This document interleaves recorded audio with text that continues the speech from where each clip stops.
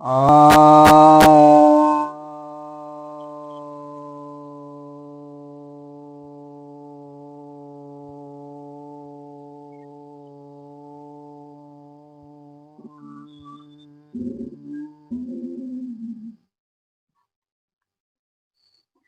सभी भक्तजनों को सप्रेम नमन।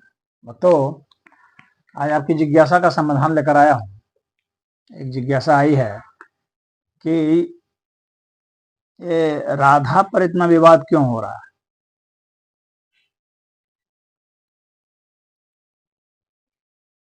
क्या राधा का जिक्र वेद, महाभारत, गीता में है?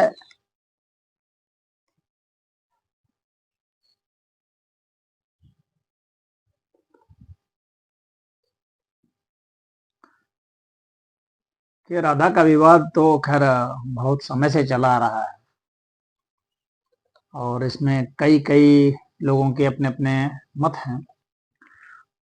लेकिन जहां तक राधा का जो जिक्र है उसकी बात है, तो जो ग्रंथ पुराने हैं उनमें राधा जी का जिक्र नहीं है। भगवान कृष्ण के प्रेयसी के अर्थ में या भगवान कृष्ण की पत्नी के अर्थ में या भगवान कृष्ण की अंतरंगा शक्ति के अर्थ में। पुराने ग्रंथ से मेरा मतलब है कि वेद में, उपनिषद में, महाभारत में, गीता में, ये सब रामायण में तो ये सब नहीं जिक्र है, क्योंकि भगवान राम तो पहले हुए हैं, तो रामायण में जिक्र आने का कोई मतलब ही नहीं उठता है। उपनिषद भी पहले लिखे गए, तो वहां भी इसके जिक्र आने का कोई मतलब नहीं होता है। वेद प्राचीनतम है, तो वहां भी इनके जिक्र का कोई मतलब ही नहीं होता है। गीता में भी इनका कोई जिक्र है, कोई मतलब नहीं होता है।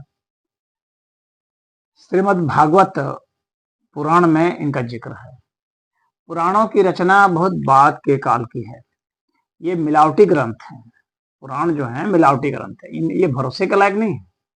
उनमें से कुछ चीजें जो अच्छी है उसको आप ले सकते हैं, कुछ कथा कहानियां हैं जो कुछ उपयोगी हो सकती हैं, लेकिन मिलावट है जिसके कारण बहुत उपद्रव भी है और बहुत ज्यादा भ्रांतियां भी फैली हैं और उसमें बहुत सारे अश्लील प्रसंग भी डाले जाते हैं। तो इसलिए इसका कोई मतलब नहीं है। वैसे बताते हैं कि ब्रह्म वैवर्त पुराण जो है इसमें राधा का जिक्र है, परंतु हमें यह देखना होगा कि ब्रह्म वैवर्त पुराण है कब का है। ऐतिहासिक दृष्टि से देखा जाए तो यह मुगलों के समय का है, तो ये हाल फिलहाल के समय का है और काफी अश्लील बातें इसमें भरी हुई हैं। जो भगवान कृष्ण की, जो योगेश्वर की जो छवि है, प्रतिमूर्ति है वे, तो उसको तो इसमें नुकसान पहुंचाया गया है। ये मुसलमानों के प्रभाव में आकर के लिखा गया है या मुसलमानों के द्वारा कहला करके लिखवाया गया है ये सब, क्योंकि मोहम्मद साहब जो थे वे तो वो असली हरकतें उनकी थी और लंपट टाइप के व्यवहार में थे, तो वैसा ही लंपट भगवान कृष्ण को भी बनाने की कोशिश, योजना इसमें दिखती है। क्योंकि भगवान कृष्ण अगर आदर्श छवि रहेंगे तो कैसे भला मुस्लिम प्रचार कर पाएंगे मोहम्मद साहब का। तो जाहिर सी बात है कि वे सबको लंपट बनाने के चक्कर में पड़ गए। तो इस तरह के ग्रंथों की रचना हुई। जितने भी पुराण हैं ये सारे पुराण बाद के लिखे हुए हैं। ये वेद व्यास की रचना है थोड़ी ना है, वेद व्यास के नाम पर है। वेद व्यास तो वैसे बहुत हुए हैं, तो जो सबसे बाद के जो वेद व्यास है मैं उनकी बात कर रहा हूँ, उनकी भी रचना नहीं है। कृष्ण द्वैपायन वेद व्यास की भी रचना नहीं है। उनके पहले जो पाराशर वेद व्यास हुए और बहुत सारे वेद व्यास हुए हैं, उनकी रचना भी तो ये क्या हुई। तो इनका अब ये जो एक और राधोपनिषद का के ग्रंथ है, तो उसमें जिक्र है। तो राधोपनिषद ग्रंथ भी, ये उपनिषद तो है लेकिन उपनिषद भी बहुत सारे बादों की रचना है। कुछ उपनिषद हैं जो बहुत बाद की रचना है। ये वैदिक ग्रंथ सारे नहीं है, बहुत सारे उपनिषद तो अल्लोपनिषद भी है जो अल्लाह की बात कर रहा है। तो ये सारे उपनिषद वे नहीं माने जा सकते हैं कि वो उपनिषद काल के ही हैं, वैदिक काल के हैं सारे उपनिषद, ये नहीं कहा सकता। उपनिषद भी बहुत बाद में रचे गए हैं, बहुत सारे उपनिषद।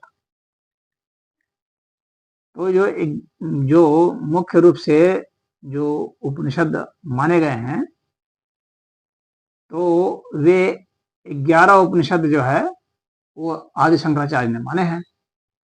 ये उपनिषद जो है प्रमाणिक है। वैसे तो 108 उपनिषदों का जिक्र है,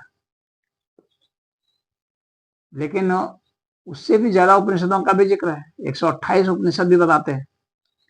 तो यह जो है राधोपनिषद, ये बाद का है, ये वैदिक काल का उपनिषद नहीं है। महाभारत में जिस राधा का जिक्र आया है वो तो कर्ण की जो माँ है वह राधा थी, उसने कर्ण को पाला, तो वो राधे, इसीलिए कर्ण को राधे कहा जाता था, राधा का पुत्र राधे। अब जो विवाद की बात है, विवाद तो होते आ रहे हैं। अभी जो कथावाचक लोग हैं ना, इन लोगों ने सबसे ज्यादा पाखंड फैलाया हुआ है, कथावाचकों ने। ये चुटकुली कहानियां, रसीली कहानियां प्रस्तुत करते हैं और हिंदू समाज को पथभ्रष्ट कर रहे हैं, और जो धर्म परिवर्तन कराने वाले लोग हैं उनके लिए एक मौका खोल रहे हैं। आप यह तो बता सकते हैं कि देखिए भाई, इस पुराण में ऐसा लिखा हुआ है, उसको बताने में कोई हर्ज नहीं, लेकिन साथ में आपको यह बताना चाहिए कि ये लिखा हुआ तो है, लेकिन मान्यता इसकी नहीं है, क्योंकि ये इस कालखंड की है, इसके लिए ऐतिहासिक बोध भी होना जरूरी है। तो ये पंडित मिश्रा जी जो हैं, जो कथावाचक हैं, उनके बीच में और प्रेमानंद महाराज जो संत कहे जाते हैं, उनके बीच में ये राधा का विवाद हुआ। हालांकि दोनों के विवाद में कोई बहुत दम नहीं है, दोनों ही राधा के समर्थक ही हैं। बस यह फर्क है कि पंडित प्रदीप मिश्रा जी जो हैं, वो राधा को एक भौतिक या एक भौतिक व्यक्ति मान करके, ऐतिहासिक व्यक्ति मान करके उसकी चर्चा कर रहे हैं, और बता रहे हैं कि उनके पति का नाम अनय घोष था, और उसकी सास का नाम जटिला, और ननद का नाम कुटिला, वगैरह वगैरह की शादी जो हुई, तो ये बताते हैं कि ये छाताग्राम में हुई। अब ये बरसाने में बाद में आई, पहले रावल गांव में जन्मी थी, फिर बरसाने में आई। प्रेमानंद जी जो हैं वो उसका एक दार्शनिक स्वरूप प्रस्तुत करते हैं, और वो कहते हैं कि मतलब जो है कि वो प्रेम स्वरूप हैं, यानी प्रेम, भगवान कृष्ण का जो प्रेम भाव है, वह जो स्वरूप है वो राधा है, यानी प्रेम भाव का नाम राधा है। तो इस अर्थ में कहते हैं, फिर कहते हैं कि भाई तुम इस तरह से बोल रहे हो, पंडित प्रदीप मिश्रा को कह रहे हैं, तुम इस तरह से बोल रहे हो, तुम जो है नरक में जाओगे। तो फिर वो क्षमा मांगते हैं, वो कहते हैं कि ऐसा है कि मुझे जो है मैं तो राधा का भक्त हूँ, और मैं प्रेमानंद जी का भी भक्त हूँ, उनके चरणों में भी मैं बैठूंगा।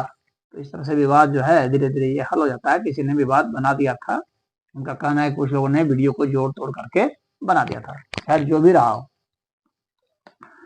अब यहाँ पर एक मतलब ब्रह्मवैवर्त पुराण में जो प्रकृत खंड है, उसमें इसका वर्णन आता है। बताते हैं कि उसमें 174वां पृष्ठ है, तो उसमें इसका वर्णन आता है कि राधा कृष्ण में तो इतना अश्लील भी बातें हैं जिसको कि कहा भी नहीं जा सकता, यहाँ तक कि समागम का भी वह उसमें वर्णन है। ब्रह्मवैवर्त पुराण में तो यहाँ तक भी कह दिया गया है कि भगवान कृष्ण को लंपट तक भी कह दिया गया है, राधा के द्वारा कहा गया कि राधा जो है वह मतलब कि कृष्ण को मतलब एक बहुत औसत आदमी से भी नीचे का व्यक्तित्व बना दिया गया है। बताइए, इसको पूरा देश, पूरा विश्व मान रहा है भगवान कृष्ण को। उसका व्यक्तित्व तो वहां तक ब्रह्मवत पुराण में गिरा दिया गया है कि उसकी स्थिति लंपट जैसी हो गई है। उसमें इस तरह का जिक्र आया है कि पहले तो जिक्र आया है कि राधा जो है वो भगवान कृष्ण की जो है वो मामी रहती है, तो वो उसको ले जाती हैं जब कृष्ण बाल्यावस्था में रहते हैं। तो उसके मन में काम वासना जाग जाती है कृष्ण को देख करके, जब वो अकेली में उसको ले जा रही होती है तो फिर वहां से जो लिखने वाला धूत है, पट है, उसने वो कल्पना किया है कि ये जो है भगवान कृष्ण जो है उस समय जो है युवावस्था के हो जाते हैं, और उसके बाद जो है राधा के साथ समागम होता है। और मतलब बहुत लंबा समागम होता है, इतना समागम होता है कि राधा बेहोश हो जाती है। और जब उसको होश आता है बाद में जाकर के, एक दिन एक रात बीत जाता है, तब जाकर के उसको दिया जाता है, यशोदा जी को वापस किया जाता है कृष्ण को। तब तक उसने खोज खबर क्यों नहीं ली, ये भी तो एक प्रश्न उठ सकता है। लेकिन तो हम लोग बस मान लेते हैं कि इस तरह से उनकी बातें लिखने वाले जो है ये सब चीज नहीं करते, ना पढ़ने वाले सब करते हैं। तो उसी में यह भी एक जिक्र आया है कि कृष्ण जो है वो विरजा के साथ संभोग कर रहे होते हैं और राधा देख लेती है, तो राधा कृष्ण को लंपट कह करके संबोधित करती है। फिर राधा जो है कृष्ण को गंगा के साथ देख लेती है। फिर वहां भी कहती है कि ये धूर्त है, इसको धूर्त तक बोलते कि धूर्त है, इसको गोलोक से निकाल देना चाहिए।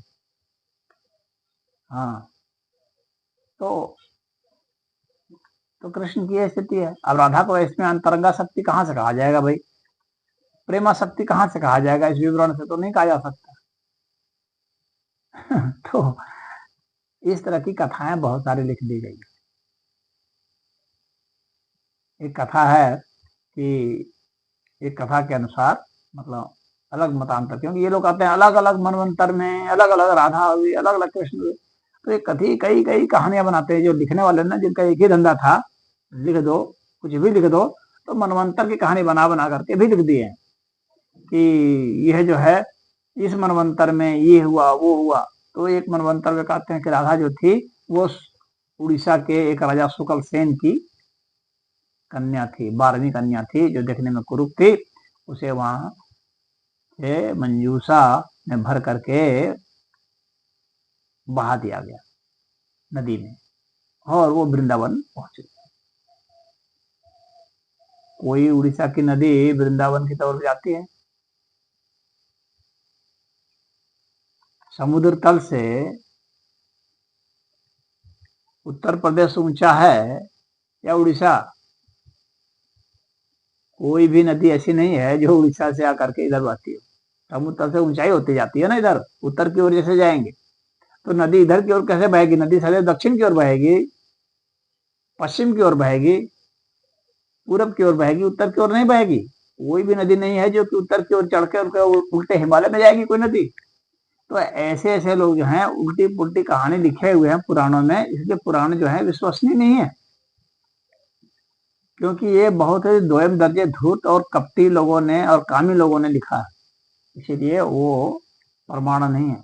महाभारत में तो कोई जिक्र नहीं है, तो इसलिए नहीं माना जाएगा। यहाँ तक कि श्रीमद् भागवत में भी जिक्र नहीं।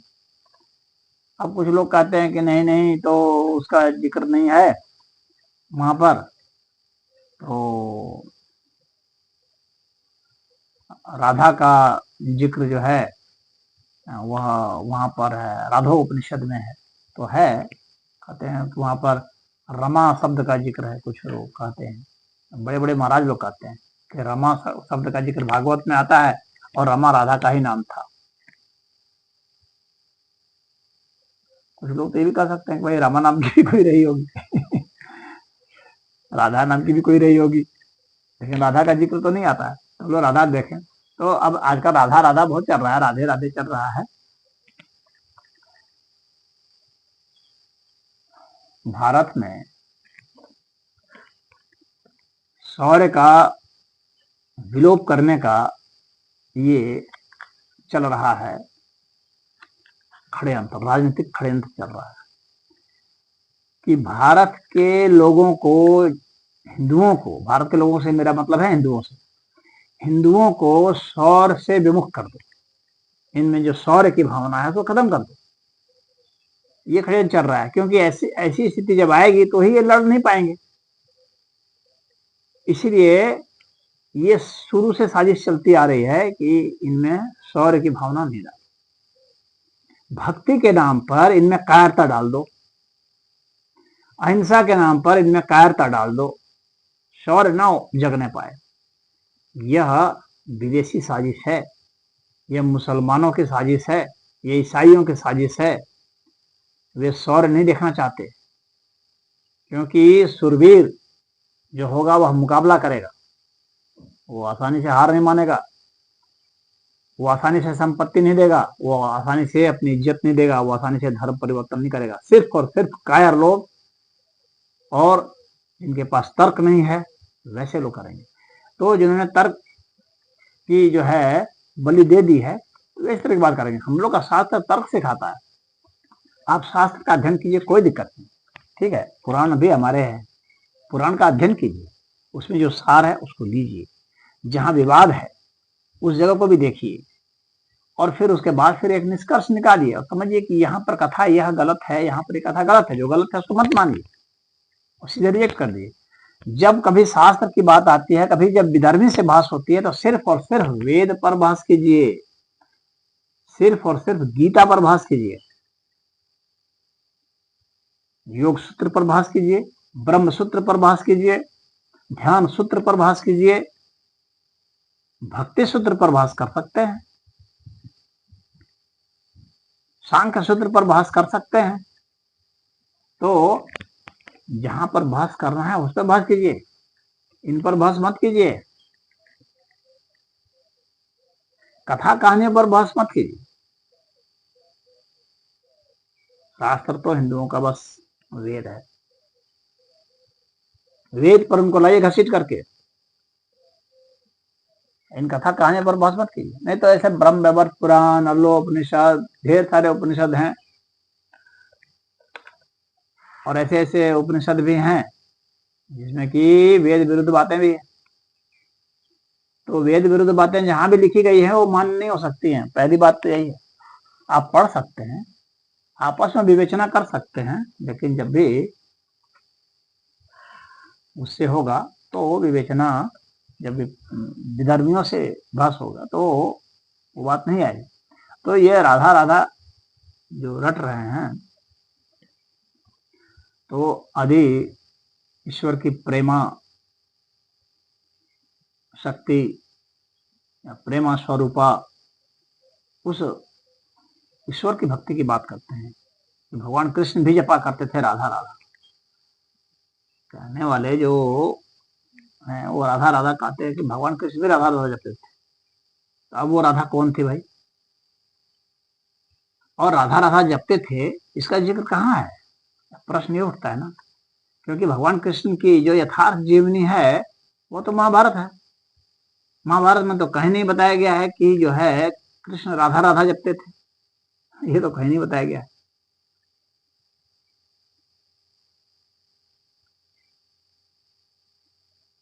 कृष्ण ने तो गीता में तो कहीं नहीं बताया कि राधा राधा जपो। अगर वो ऐसा कहा होता तो कुछ बात समझ में भी आती। गीता में तो भगवान ने नहीं कहा कि राधा राधा जपो, अमित्ते काक्षरम ब्रह्म व्याहरण माम अनुस्मरण। उन्होंने तो ओम जपने के लिए कहा, राधा राधा जपने के लिए कहाँ कहा? वो तो बाद के जो ग्रंथों में, बाद में जिन लोगों ने लिखा है वहां पर कहा है। वास्तव में तो उन्होंने ओम की ही बात की है। पुराने जमाने में जो उच्चारण करते थे लोग तो ओम का ही करते थे। हाँ, पूजा तो मान लीजिए कि शिव की भी होती थी तो ओम नमः शिवाय, पार्वती जी की भी होती थी तो उनकी पूजा होती थी। शक्ति स्वरूपा की भी आराधना होती रही, तो राधा को शक्ति स्वरूपा आप मान सकते हैं, लेकिन फिर आप रुक्मिणी को क्या मानेंगे? एक प्रश्न तो फिर यहाँ खड़ा होता फिर कुछ लोगों ने राधा और रुक्मिणी को भी एक करने का प्रयास किया। एक कथा के अनुसार कि जो राधा थी वो किसी राजा की लड़की थी और उसको उठा करके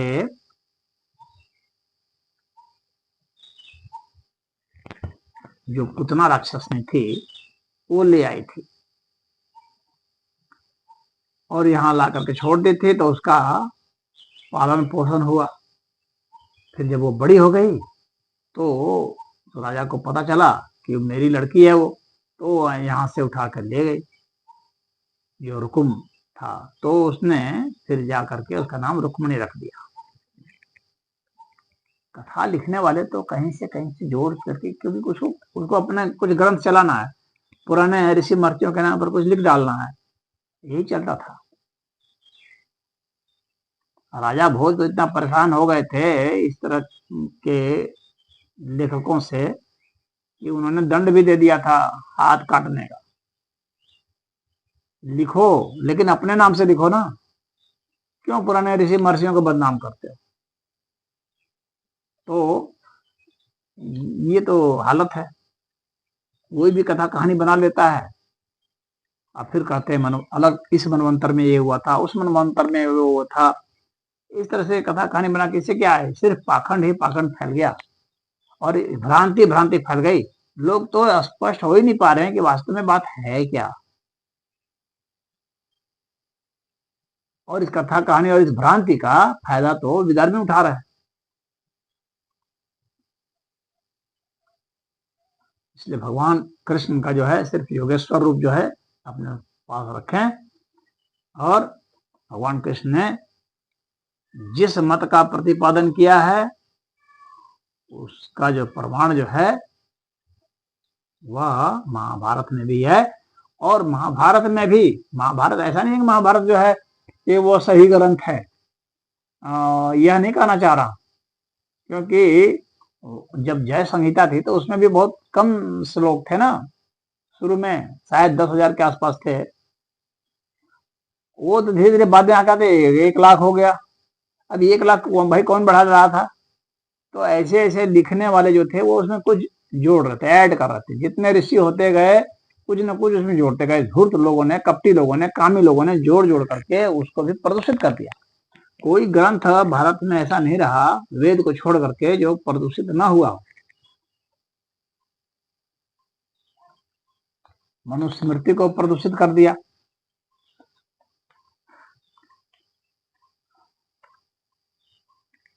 कहाँ बताते हैं कि मनुस्मृति में अभी जो ग्रंथ उपलब्ध है उसमें 2685 श्लोक बताया जाता है कि है, और उसमें 1471 श्लोक जो है वो मिलावटी है। मतलब समझ लीजिए कि मतलब 50% से ज्यादा तो मिलावटी ही है। तो इतने इतने मिलावट होते गए तो उसका मूल स्वरूप कहाँ रहेगा।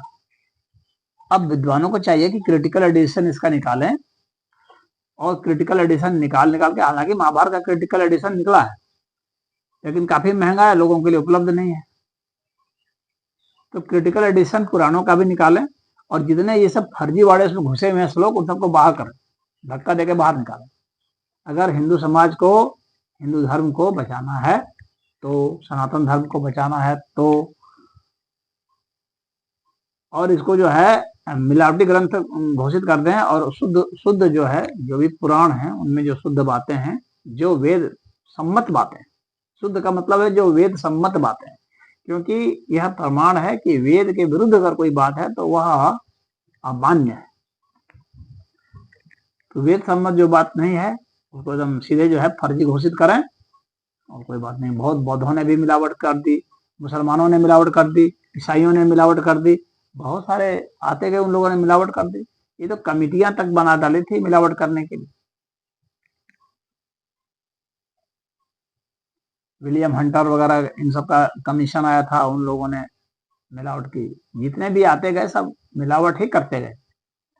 तो अब जो वास्तव में सनातन धर्म के हितैषी हैं उनको चाहिए कि इस तरह से संस्था बना करके और पुराणों में जो सही बात हो उसको लिखें और जो वेद विरुद्ध बातें हैं उन सबको बिल्कुल हटा दें। हरि ओम।